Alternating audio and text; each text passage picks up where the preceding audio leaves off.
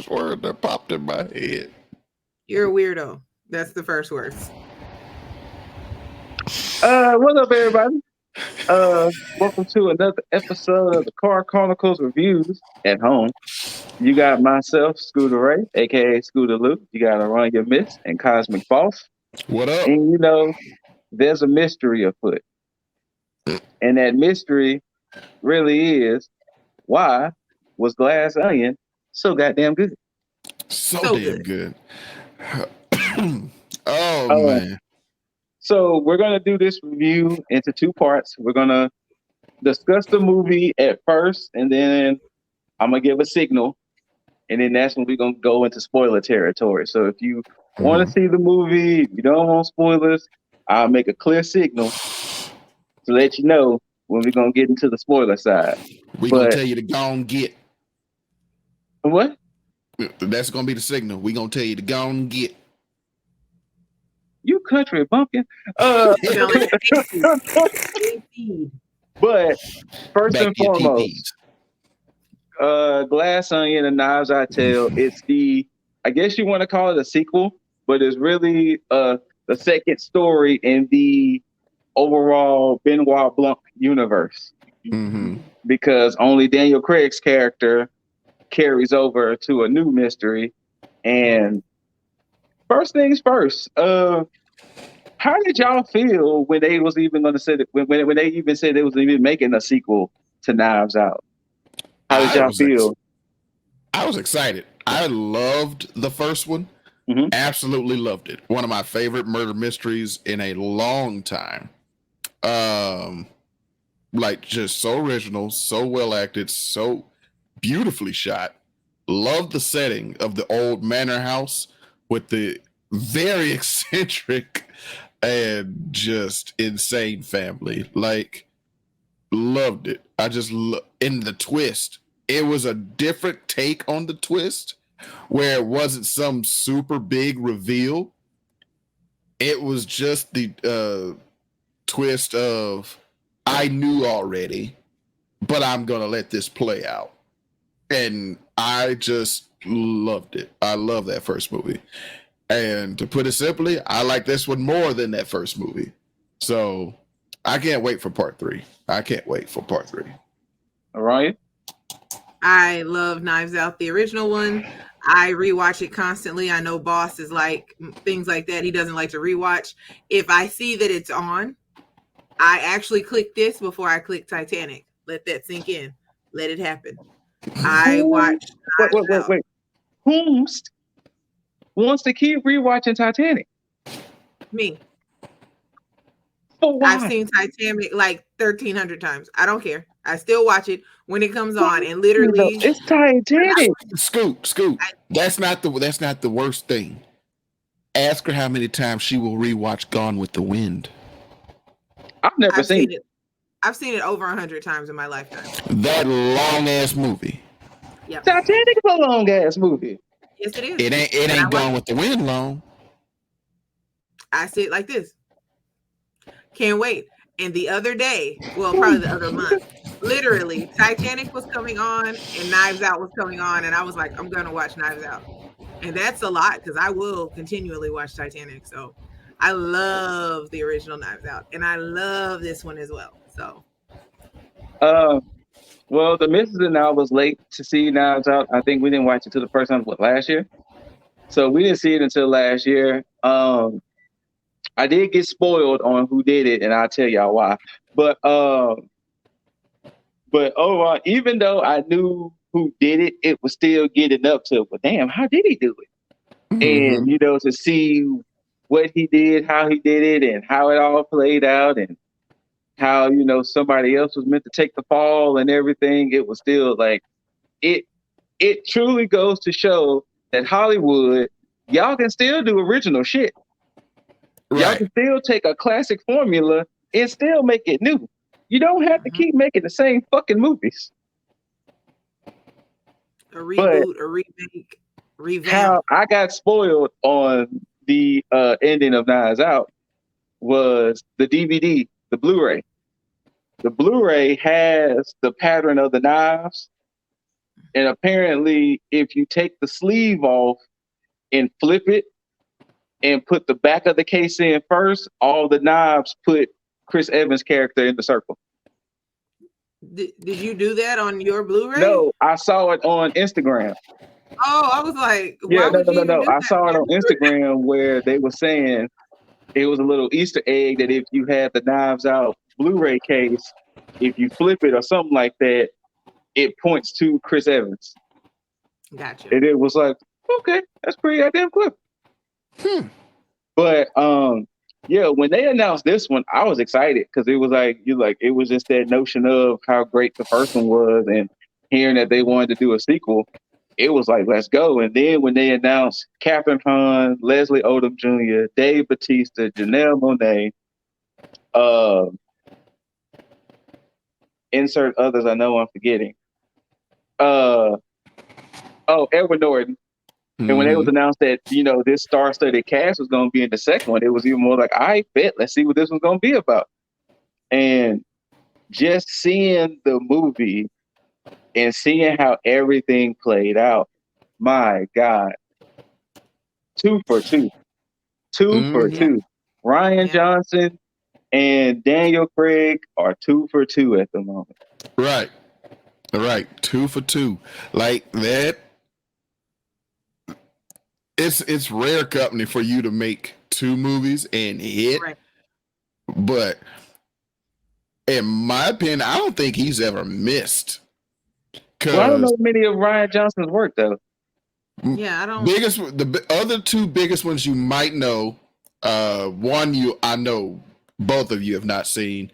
The Last Jedi, Star Wars of those sequels. So the other one I know Scoot has seen, Looper. Oh shit, Looper was good. Mm-hmm. So yeah. What's his name? Ryan what? Ryan Johnson. Rian. But yeah, so just going into this movie, it was full of twists, turns. It was full of comedy. It was full of intrigue. To not spoil it, the MVP of the movie, in my opinion, Janelle Monáe. Mm-hmm. Absolutely. Yep. Easily hands down. No question. Check the movie out. It's on Netflix. If you got Netflix, get it in before they start cutting down the password sharing. If you don't have your own account. I think it's still in theaters. I don't know, but I know for sure it is on Netflix. Check it out. It is worth seeing. It is 2 hours worth your time easily. Very much so. Easily. Very worth your time. If you come out this movie and say you don't like it, something's wrong with your spirit and soul. Mm-hmm. And if you say you figured the movie out within a certain amount of time, you're lying. Mm-hmm. You're lying. Plain and simple. You lie. You keep your dirty lies to yourself. And the truth ain't in you. Mm-hmm. Now, boss, I guess go ahead and give them the signal. Go on, get. Spoilers are coming. Go on, get back to your TPs. Go on. Get out of here now. Now, let's go into the sequentials of the movie. Let's not go all over. Let's go with sequential. Right. First and foremost, how did we feel about the twist about Janelle or Andy being a twin? Dope as hell. Very well done. Though it is a classic noir and mystery trope, didn't see it coming. Didn't see it coming, and it was still well done. So, it didn't feel like a trope in this movie. So, I liked it. And they were 2 vastly different sisters. Yes, they were. Vastly different. Like, they went their entire separate ways. Not negatively. They just had different paths to take a life. And I so wondered if Andy had that strong, thick accent. That's what I was wondering. Did Right. she just kind of cover it up because of the group she was with? Because she's been rich bitch. True. She was being rich, bitch, but still, we never got a chance to hear it, so we don't know for sure.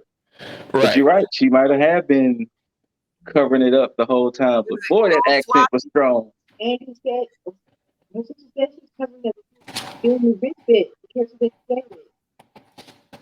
She did. Okay. Relax.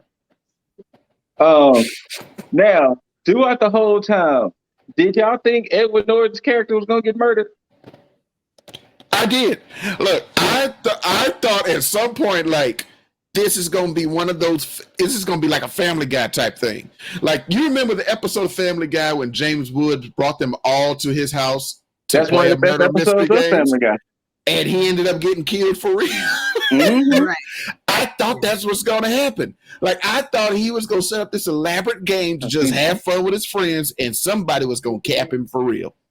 I thought he was already dead. Right. That Before they got there, so too. I thought so too. When he that flowed through my mind too. Like, he might already been gone. Like it, but when they showed up, I was like, "Who is it? Why is he just sitting there playing the guitar? Is that him? Is that their friend?" Like, and they started greeting him. I'm like, So, I thought their friend was Ethan Hawke. which, yes, if y'all didn't know, because I don't think he's credited in the movie, but Ethan Hawke has a cameo in this movie where he's on screen for all of 3.5 minutes. Right. He just gives them the medicine and goes on by his business.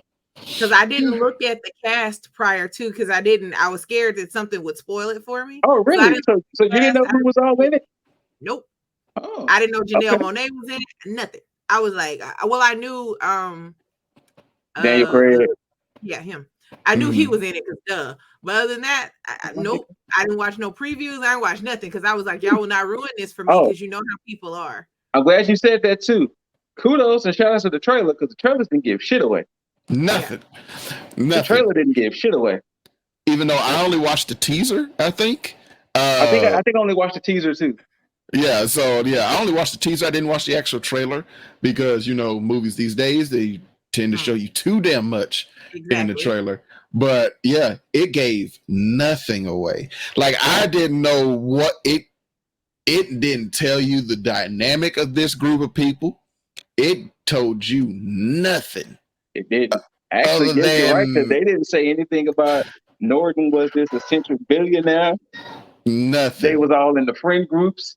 Nothing. You're right. They didn't give nothing. Nothing. You just saw these people in a tropical setting and that somebody was going to die. And it was just like, okay, who is it? Because so, like, yeah, shout out to them for keeping all that secret. Well, since you just brought it up, let's get into it. So, way the movie was unfolding, we find out that he was going to do a murder mystery party. Right. And Benoit Blanc solved that shit all of 2 minutes. Right. 2 minutes. All in 2 minutes, he solved it. And it was like, well, you just ruined a weekend's worth of... So when all of that happened, it was like, okay, well, what's the real mystery that's going to go on now? We find out the first person to die was Batista's character, Duke. He died, and it was like, oh shit, because he drunk whatever he drunk from. What was Norton's character's name? Miles. Thank you, Miles. He drunk from Miles's cup, so it was looking like, oh no, somebody was meant to poison Miles, but they poisoned Duke instead. So from that's when the mystery starts to kick off, because it was like, oh shit, Duke is dead. Somebody really is trying to kill Miles. Then we get the other shot that Andy and Benoit was talking. Andy gets shot, and it was like, oh shit, now there's 2 people dead. What in the hell? Then is when we get the real gotcha, because the movie rewinds. We come to find out Andy was her twin sister, which I cannot remember, Helen. Andy was her twin sister Helen, who we found out that Andy really did die earlier in the movie, earlier before the movie, and that Helen received the box. She destroyed the fuck out that box. And she brought the box to Benoit Blanc in order to try to figure out who killed her sister. And that was a well executed plan. The fact that she had to pretend to be her sister, she had to subdue her feelings towards the shitheads, as she so affectionately kept calling them. She had to get the style. She had to develop the accent, the quote unquote rich bitch accent. All of that. She perfectly executed that role. Right. And boy, when she get drunk off of that kombucha, she turns into a super sleuth. Right. Look, and I don't understand how they were sitting there drinking that, because I've had kombucha, non-alcoholic. Let me tell you something. Kombucha. I will never do it again. It's like licking an armpit. I will never. Yeah. Look, let me tell you. Let me explain to you what it is, Scoop. It's fermented tea with organisms in it to help your digestive in your system. Pardon? Yeah, organisms. Tiny little organisms to help your antimicrobials and like gut, to promote gut health. And when I tell you it is some of these nasty shit, look, let me tell you what you would have more flavor tasted. My beard after a meal. I'm not tasting your beard after a meal though, but I get what you're saying. Look, it is horrible. It tastes musty, is what I'm trying to say too. It has a musty, gross. It came from a cellar taste, and you're just like, why are people drinking this? It's good for you. Like a old cellar. Like I'm talking 1950s Texas heat during a massacre type cellar. Like just it's gross. Well, whatever it was, Helen was getting lit off the Jared Leto kombuchas. And the name dropping that was dropped in this movie alone, we had a Kanye West mural, we had Jared Leto kombuchas, we had Jeremy Renner's hot sauce, Paul's guitar from the Beatles.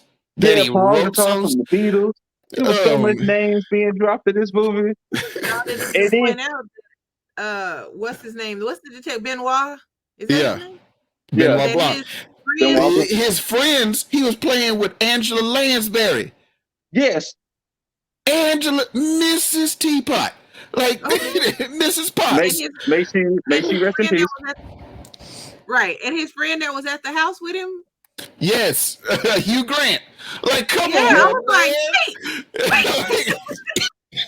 Like, I need this to be a year, like an annual series. I need the next movie. I forgot. Next year. Kate Hudson too. No. Yes. Before we get back to the whole mystery, the funniest part of the whole movie to me, I had to rewind this part because of how dumbfounded I was. When Kate Hudson's character was having the conversation with her assistant, and she read the email talking about such and such is the most notorious sweatshop ever, and she was like, "Okay, yeah, perfect." And she says, "Please tell me that you did not think a sweatshop is where they made your sweatpants." Oh my God! Because that scene was so acted perfectly, because you can see in Jessica Henwick's face that she was like, "Please tell me you did not think a sweatshop is where they made your sweatpants." And Kate Hudson was like, "Yeah." He's like, "Oh no." Oh my God. You know what else I found hilarious? Shout out to the co-MVP, my boy Daryl, for being able to mind his motherfucking business. Of course you would think Daryl. Daryl be like, "Not here." My Not boy him. was just every background chance he got, just passing through, just eating, and all of a sudden, right, just in his room, all this shenanigans happening, minding his business, Smoking. Yep. eating, smoking, and when the whole thing ended, he was on the beach, like, yeah, fuck them. Like, wait a minute. Right. Oh, but to keep the story rolling, so how everything played, where Helen was the twin pretending to be Andy, and how everything was going. What in the heck? Sorry, video games. How everything was going. It was leading to where she was getting little information from everybody to figure out, like, why was everybody so truly attached to Miles like that. But then when she got shot, they caught up to the scene when she got shot, and she was hit in Andy's notebook. Right.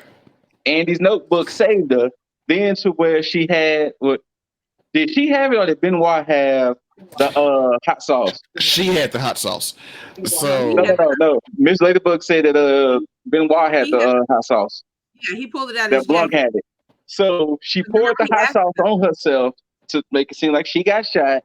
And then when he went to the other room to stall everybody, she went to go search for basically what they told was Andy brought in Miles to the friend group.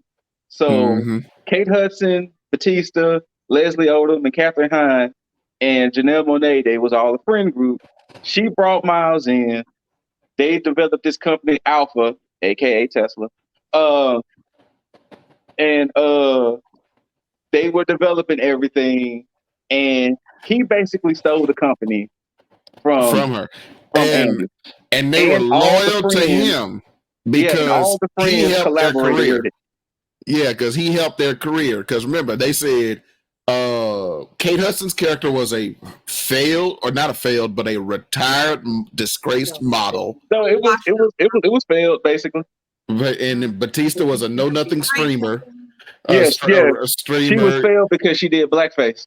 Right, and then Katherine Hahn was a person trying to get elected but had already lost 2 elections. And then Leslie Odom Jr. was a substitute science teacher. And so, like, he was lame. And Batista was a Twitch streamer who started to get on his "I am man, bow down to me" type spiel. So and he was disgraced because he sold those rhino pills. Yeah. So yes, rhino boner pills. Yes. Wow. And so from that, Andy had a napkin that had the secret formula on the formula to them creating Alpha, and it mysteriously got lost. And from from the court case, it proved that she had no right to claim that Alpha was part hers or whatever. So stole the company from under. To elaborate on that, Miles, Edward Norton's character, had copied her napkin plan in his own handwriting on another napkin and presented it to the court that he did it. And then all the friends said that basically he did it because he had previously helped them out. So they just straight up betrayed her, and she lost that napkin. And basically the story kicks off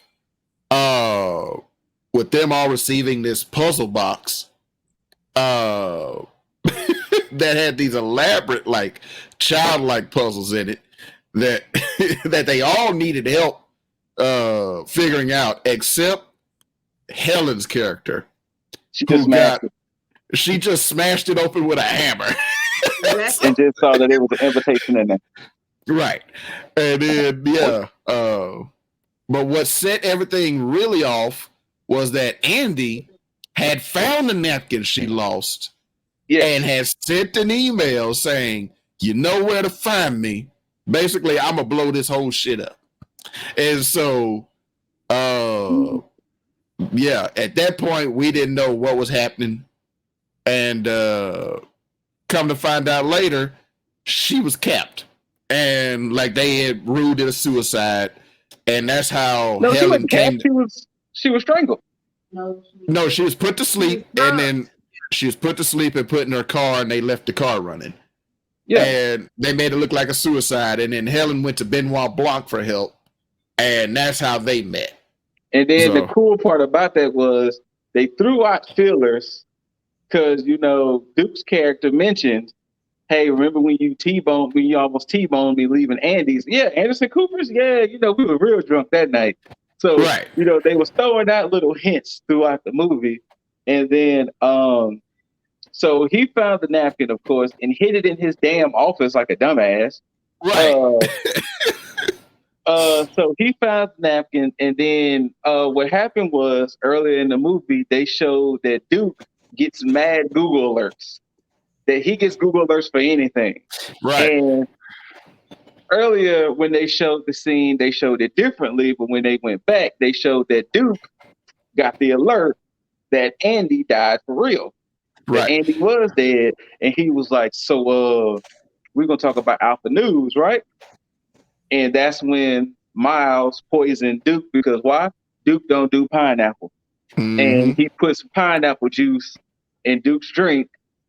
Duke went to anaphylactic and died from that. And of course, I knew that right away because I too am allergic to pineapple.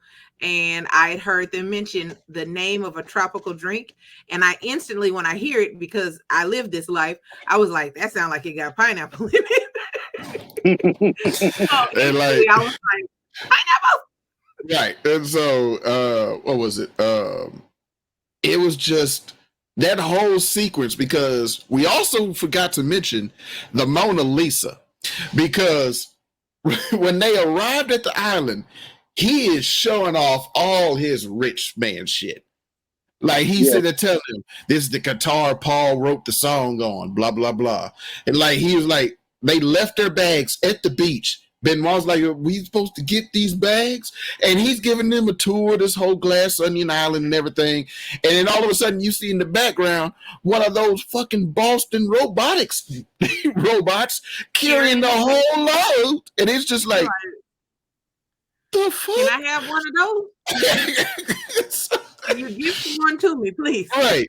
And then they get in the house and he's got all these glass sculptures and there's a painting of the Mona Lisa.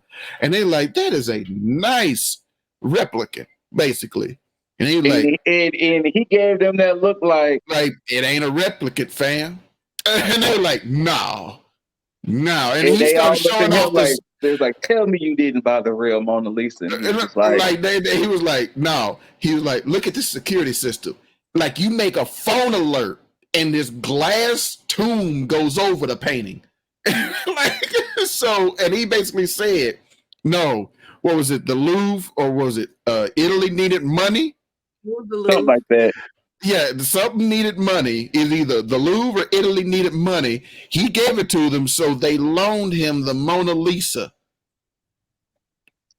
Yeah. So it was just sitting in his living room in this glass case that if they breathed wrong, it just encased itself. It was the Louvre because he was talking about the pandemic because they had been closed, so they weren't making any money. So he let them have some money, and there it is. Right. Who's in charge over there? Because that is a dumb decision. That is a bad trade. Right. There's no amount of money that you can pay to replace priceless art, essentially. No. There's nothing. There's nothing. But then also too, the overall story was they was trying to get this hydrogen crystals off the ground so that way it could be the new power source. And he was talking about how the whole Glass Onion was powered off of this. And his scientist, Leslie Odom's character, he was like, fam, we haven't even fully tested it yet. Like, what is he doing? And he was like, look, the whole island is powered off of this. I forgot what the name of the energy he was calling it, but he was like, the whole island is powered off of this. Clear with a K. Clear. Yeah, clear with a K. And he was like, yeah, the whole island is powered off of clear. So Right. I got And investors coming. And We the gonna get other this and off the and other running. characters, the only other character that really knew much about it was Catherine Hahn's character, because at this point she was a governor and she had to approve the power plant. Mm-hmm. And basically, it was revealed Leslie Odom's character told her basically how it worked and how basically they were turning everybody's homes Into the Hindenburg, and it was just like, fam, you can't do that. So yeah, he just had all and what we thought were glass sculptures were actually pieces of clear sculpted in the whole, like Scoot said, the whole island was running off this shit. And it was just like, man, I'd have left right then. You say what? No. I'm out. No. I mean, I'm not. where was you gonna run to? To the beach. I'm waiting on the boats. I'm out. I'm at the beach waiting on the boat. Like to the beach. But so everything got revealed. Helen found the envelope, revealed it that she had the original napkin. Miles set it on fire, and he was like, "Well, where's your proof at now?" And then for a second time, right? The second time, even after they knew Miles killed Duke and everything, they were still all gonna be on Miles' side, right? And then even Benoit was like, "Look, I can't do anything. Like, we have no proof." And then he gave her a drink and was like, "Look, just do what you do best." Right. And he was just like, get the son of a bitch. And he handed her something in her hand. She looked at it and then just proceeded to smash shit all over the living room. She started taking every clear sculpture, just started breaking it on the floor. I think it was glass sculptures. No, it was clear. Because remember, when they all started joining in and breaking it, and they saw, and Miles realized what was happening, the fumes from it was going into the vents, which is what caused the explosion. Because then he had the lighter, and he flicked it on, and that's what caused the flames to just whirl around on the ground and go in the vents. She threw that piece of clear into the fire. The fireplace that he had going. Yeah. But they were all pieces of clear, and it was just all circulating throughout the house, which is what caused the big explosion. No. Okay. I thought they were just regular glass sculptures, and I thought that little piece of clear that she had. Because like it showed all the fumes coming off of them, and so basically after that happened, they started joining in, and then they realized what she was doing. He was like, "No." She threw that small little piece, caused that whole explosion. Everything was on fire. And then the Mona Lisa was in its case, protected. And she hit the override switch. Until she hit that Marshawn Lynch. Till she hit that little statue, and that case went down, and it set on fire. And he was like, "You happy now?" And she basically told him, "Your whole little project just destroyed one of the world's most priceless pieces of art. You said you wanted to be mentioned in the same breath as the Mona Lisa. Now you will be." Yeah. That's the worst. Like, just drown yourself. Right. Yeah, in retrospect, I would love to have seen like a little like during the credits to see the fallout from that, because I would have loved to see how he would have tried to recover from that. Or a 3, like physical art or something. Maybe, but yeah, I would love to see how Miles how he was going to financially recover from losing the Mona Lisa, and the fact that his clear project literally went up in smoke. No, he got to disappear. Like, there's no way. We talking about other countries. We're not talking about America. We're talking about other countries. You're gonna have to disappear, bro. Like, you can't. Like, no one can ever see you again. They got mercs coming for your ass. Like, you about to be dragged back there. At this point, you're right. It's gonna be some type of mercenary, some type of something. I'm not gonna play with Italy. Are you kidding? Like, seriously? Especially, I'm an American. You know what I'm saying? Like, it's a whole bunch of stuff I don't know. I'm not playing with Italy like that. Like, Nah. The Louvre. Not only that, but like Boss said, the most famous painting ever Ever. up in Like, smoke. It's gone. Gone. Gone. Like, can't be replicated because like that artist is dead and nobody can imitate another artist really. You always gonna notice a difference. And it is just like, man, that I like And you the can't thing even is, you don't even have to do the Mona Lisa. You could go even lower grades of arts from other artists. I'm not fucking none of that shit up. here's the thing. And I mean, I thought about this because I'm me. Like, I've been to the Louvre. Number one, you're not going to get anywhere near any of the art. Like, you can see it through a whole bunch of glass, but there's lots of security. You can't take pictures of this. You can't take pictures of that because flash damage and so on and so forth. And you're talking about some place where the Vatican exists, where there's places you can't even go in the Vatican and people are afraid. I'm not playing with that kind of country. I'm not. The Louvre is very, very like well protected. And you were like, here's some money. Okay, we'll lend you this.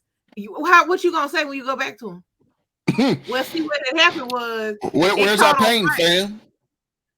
What did? You got run. I guess we even Run. Go live on the space station. Right. Run. But There's no way. But ultimately, the movie was amazing. Amazing. It was very well done.